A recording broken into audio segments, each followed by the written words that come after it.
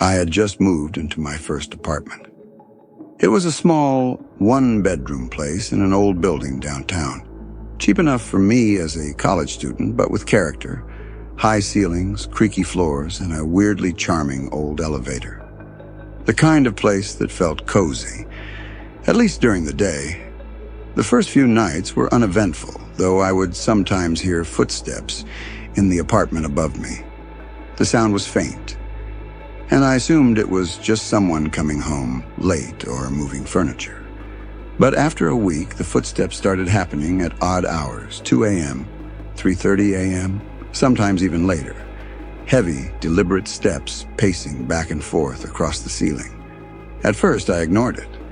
I told myself old buildings made noise, but then things started moving. Little things at first. My keys left on the counter would end up on the floor. A book on my shelf would be slightly crooked. A chair would be shifted a few inches from where I left it. I chalked it up to absent-mindedness. Then came the knocks. Hard, 3 quick taps on the ceiling, right above my head. I froze the first time it happened. I sat on my couch in the dark, listening, my heart pounding. The knocks continued at irregular intervals, sometimes hours apart, sometimes back-to-back. I started staying awake at night, too afraid to sleep, wondering who or what was up there. One night, around 1:45 a.m., I was lying in bed, scrolling through my phone, when I heard a voice whisper my name. Clear, soft, chilling. "Mark," it said. My blood ran cold. I checked the apartment. No one was there. The building was empty except for me. I called my friend Tony, who lived a few blocks away. He laughed and said it was probably stress or imagination. But a few nights later, Tony came over to check on me after I didn't answer my calls. He spent the night in my apartment. Around 2 a.m., the knocks came again. Tony jumped up asking what it was. The sound stopped when he switched on the lights. But then we heard it, slow, dragging footsteps on the floor above us. They moved from one side of the apartment to the other like someone pacing deliberately. My apartment had no one upstairs. It was the top floor. The next morning, I went to the building manager. He looked at me strangely and said, "You're the first person to stay in that unit since, well, someone died up there a few years back. Nobody ever rents it anymore. They say it's cursed." I laughed nervously, but that night I stayed awake. The knocks started again, followed by the whispers. "Mark, come upstairs," the voice hissed. I couldn't take it anymore. I called the police. They checked the apartment thoroughly. No evidence of anyone living there. No signs of forced entry. Nothing. A few nights later, I had a friend over, Sarah, someone I trusted completely. Around midnight, I heard the familiar pacing footsteps above. But this time, it wasn't just normal pacing. It was erratic. Heavy steps running back and forth. I froze, staring at the ceiling, my heart thundering in my chest. Sarah looked at me, alarmed. "Mark, are you messing with me?" she whispered. Before I could answer, the floor above us creaked violently. Then came the knocking, a rapid, frantic pounding. Something was desperate to get down to my apartment. Sarah grabbed my hand, shaking. "We need to leave," she said. I nodded, but as we moved to the door, the lights flickered and went out. Darkness swallowed the apartment. And then I heard it. Breathing. Slow, deliberate, right above our heads. Not human. Low, guttural, rasping. The whisper came again right into my ear, though I knew it was coming from upstairs. "Come! Join me!" Sarah screamed. I turned to her, but she was frozen, her face pale, eyes wide with terror. The lights flickered back on, and I saw it. The ceiling above us seemed to ripple, as if something heavy and malevolent was pressing against it. The shadows cast by the single lamp danced like fingers across the walls. I grabbed my phone and called 911. The operator asked for my location. I whispered the address. Minutes later, the police arrived. They searched the building. Again, nothing. No one upstairs. The room had been vacant for years. No hidden doors, no one hiding. But when they left, the apartment felt different, heavy, cold, and silent. Too silent. I couldn't stay there anymore. I packed my belongings hastily and moved out the very next morning. But even as I drove away, I could swear I heard the faint sound of footsteps following my car, slowing down, then stopping. Weeks later, I returned briefly to grab some items I had left behind. The new tenant had moved in, and I asked them if they had noticed anything strange. They laughed nervously. Yeah, sometimes I hear someone walking upstairs, but there's no one there. It was the same. The nightmare had simply moved on to someone else. Even now, years later, I sometimes wake up in the middle of the night and hear my name whispered softly in the darkness. I check my apartment. No one is there, but I know. I know what waits above, pacing silently, watching, waiting for its next visitor. Some nightmares don't end when you wake up, and some nightmares become reality. I had always preferred taking the late-night bus home from college. It was quieter, emptier, and cheaper than a cab. That night, it was around 11:30 p.m., and I was one of the few passengers waiting at the nearly deserted bus stop. The streetlights flickered, casting long shadows over the cracked pavement, and I could hear the distant hum of traffic from the main road. When the bus arrived, I noticed something unusual immediately. The driver was an older man, completely silent with eyes that seemed hollow, almost lifeless. He didn't smile or nod. He just motioned for me to get in. Something in the pit of my stomach told me to hesitate, but I brushed it off. Late-night rides were normal, and I had no other option. The bus was nearly empty. There were 2 other passengers sitting far ahead. I chose a seat close to the middle. As soon as I sat down, the bus started moving, the engine humming like a low growl. At first, everything seemed fine, mundane even. But soon, the unease started creeping in. After about 15 minutes, the bus didn't turn onto the usual route. Instead, it drove down narrow, unfamiliar streets. My chest tightened. I checked the GPS on my phone. It was dead. No signal. Nothing. I tried to speak to the driver. "Excuse me, is this the route to Elm Street?" I asked. No response. He didn't even glance at me, just stared straight ahead, hands gripping the steering wheel tightly. A knot of fear formed in my stomach. I looked around at the other passengers, but they were odd. Completely still, faces blank, eyes fixed straight ahead. I realized none of them had acknowledged me or moved once I sat down. It was like they were frozen in time. I reached for my phone again. Dead. The battery hadn't been low before. Now it was completely dead. No signal, no power. Panic started to set in. The bus kept moving, deeper into streets I had never seen before, lined with abandoned buildings and overgrown trees that scratched against the windows like skeletal fingers. The streetlights were gone. Total darkness surrounded us, except for the faint glow of the dashboard.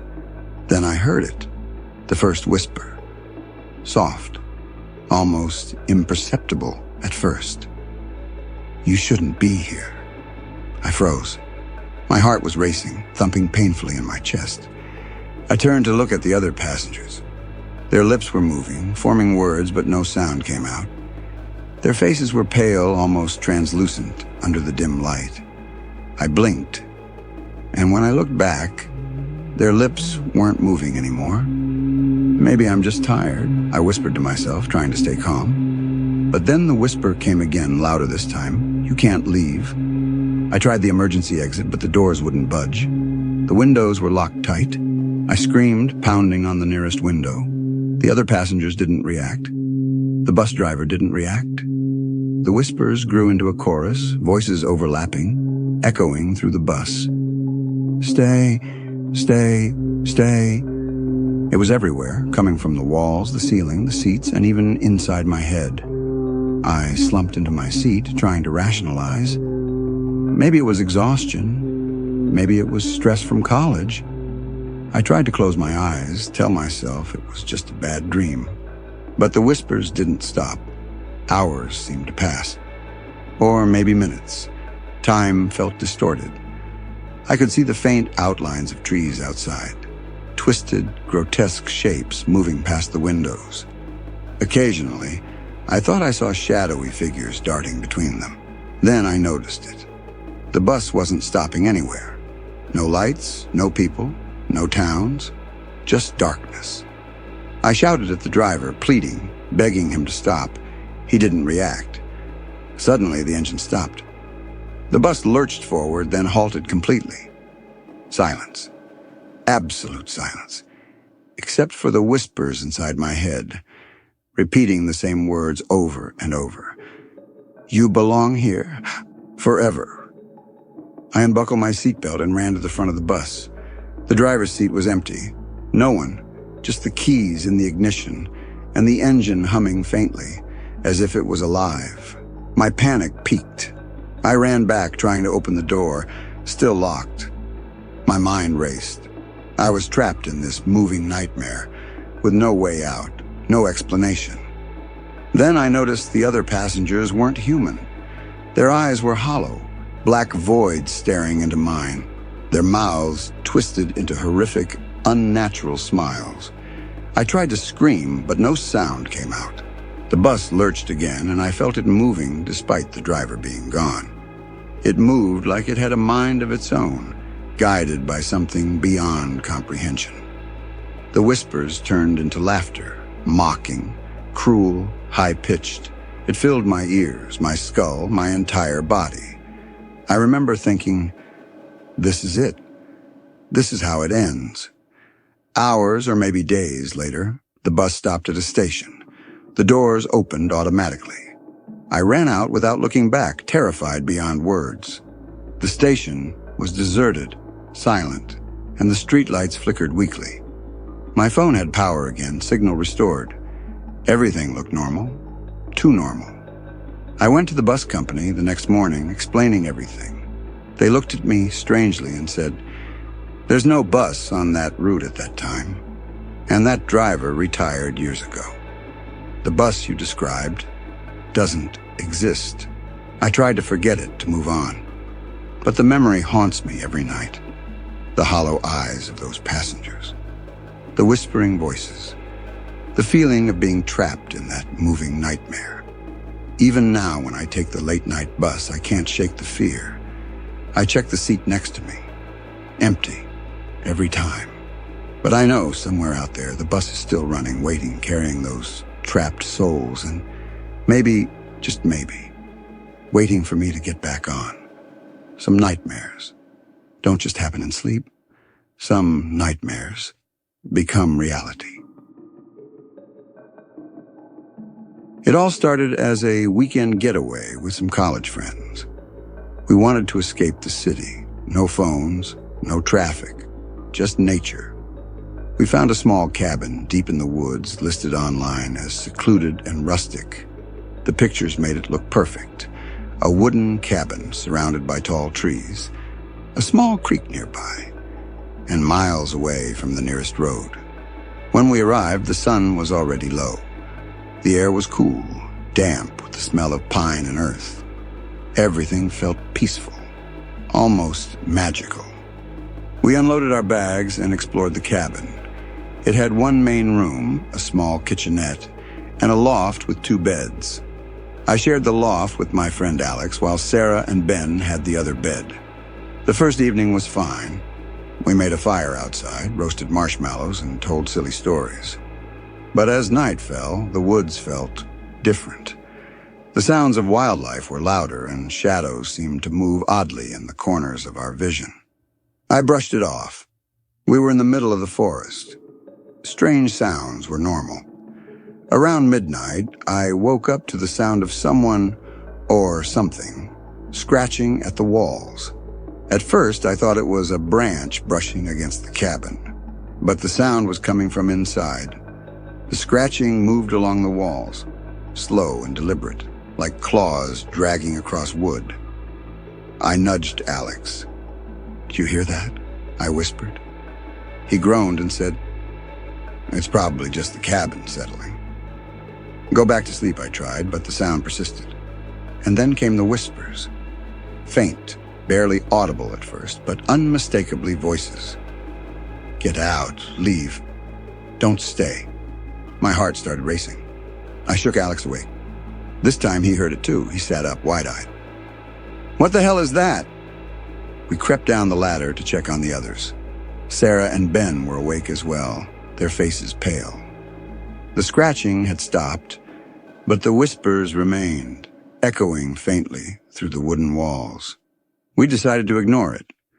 Maybe it was the wind, maybe animals.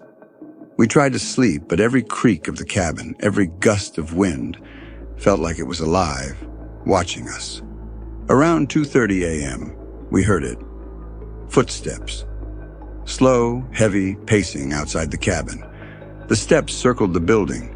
We froze, listening. No one had arrived. The nearest road was miles away. Suddenly, there was a knock on the door. One sharp, deliberate knock. Then another, and another. Alex whispered, "Maybe it's someone lost?" I shook my head. There's no way. We're miles from the nearest trail. No one can get here this late. The knocks continued, growing louder, more insistent. Then a voice, low and guttural, whispered from outside. "Come out!" Panic surged through us. We grabbed our flashlights and opened the door cautiously. No one. Only the woods, dense and black, stretching endlessly. But something was moving among the trees, shadows, too tall and thin to be human, darting between the trunks. We slammed the door shut. The scratching started again, this time inside the cabin, along the walls, along the floorboards. The whispers turned into hissing, mocking us, calling our names. We huddled together in the loft, clutching each other. Time became meaningless. Every minute felt like hours. Eventually we dozed off, but sleep offered no comfort. Our dreams were filled with the same shadows, the same whispers, the same scratching. Morning came, but relief didn't. The forest outside looked different, more oppressive, as if it had closed in around the cabin. We decided to leave immediately, packed our bags, ready to drive back. As we stepped outside, the ground was covered in footprints, too many, too large, leading to and from the cabin in a chaotic pattern. And then we noticed them. The shadows we had seen the night before, lingering just at the edge of the trees. They didn't move like humans. They glided, silent, unnatural. We ran to the car, throwing our bags inside. The engine started.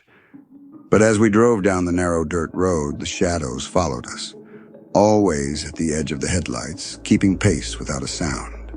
I looked back once and saw dozens of them, eyes glowing faintly in the darkness. Their limbs were elongated, twisted like something that shouldn't exist. When we finally reached the main road, the shadows vanished. The forest looked normal again, but the sense of being watched lingered. We tried to report it, tried to find someone who could explain it, but the forest was known for strange disappearances. Locals said people sometimes stayed in that cabin for a night and never returned.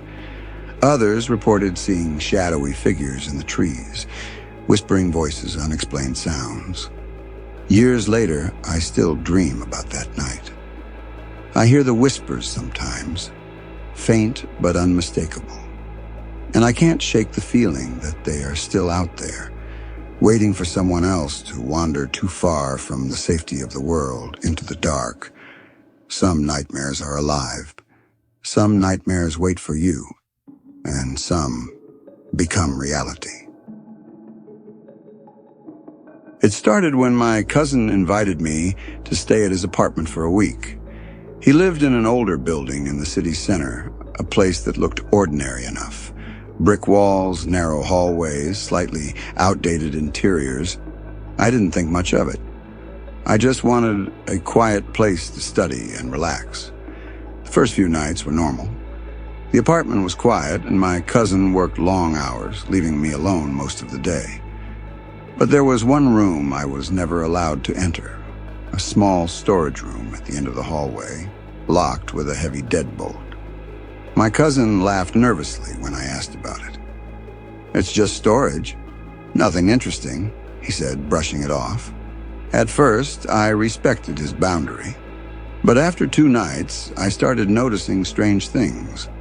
Soft knocking from the locked room at odd hours, faint whispers, barely audible, that seemed to echo through the apartment. Sometimes when I passed the door, I could swear I felt a cold draft, like the air inside the room was alive and breathing. I tried to ignore it, thinking it was my imagination. But then objects started moving. My notebook, left on the couch, would end up on the floor. My keys would vanish, only to appear on the counter inches from where they shouldn't be. One night, I even found scratches along the walls of the hallway, right next to the locked door, thin and jagged, like something had been clawing its way out. Curiosity got the better of me. One night, I stayed up waiting.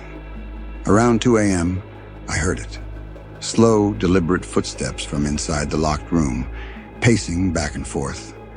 And then, the whisper. My name. Clear, soft, almost affectionate. "Ethan." I froze, my blood ran cold. I tried to call my cousin, but my phone had no signal, as if the apartment itself was isolating me. The footsteps grew louder, followed by the sound of the lock rattling. It wasn't just the door. It was as if something inside the room was trying to push its way out. I wanted to leave, but my legs refused to move. The whisper came again, right behind me this time, though no one was there. "Come in." I ran to the window and tried to look outside, but the street was empty. Unnaturally so. No cars, no people. Just shadows moving along the brick walls of the neighboring buildings, impossibly long and thin. Suddenly, the doorknob of the locked room rattled violently. My cousin came running in, eyes wide with panic. "Ethan, don't touch that door. I warned you," he shouted. "What's inside?" I demanded, my voice trembling. He hesitated, then said, "It's, someone or something that shouldn't be here. My father locked it years ago. We thought it was contained, but it's alive." Before I could ask more, the door started shaking violently, slamming against the frame. A low growl emanated from inside, deep and guttural, vibrating through the walls. The whispers grew into screams, multiple voices overlapping, shouting my name, begging, threatening. We ran from the apartment. Outside, the street looked normal again, but I could feel it watching me, waiting. The next day, we returned with the building manager, who reluctantly agreed to open the room. When the door was forced open, it was empty.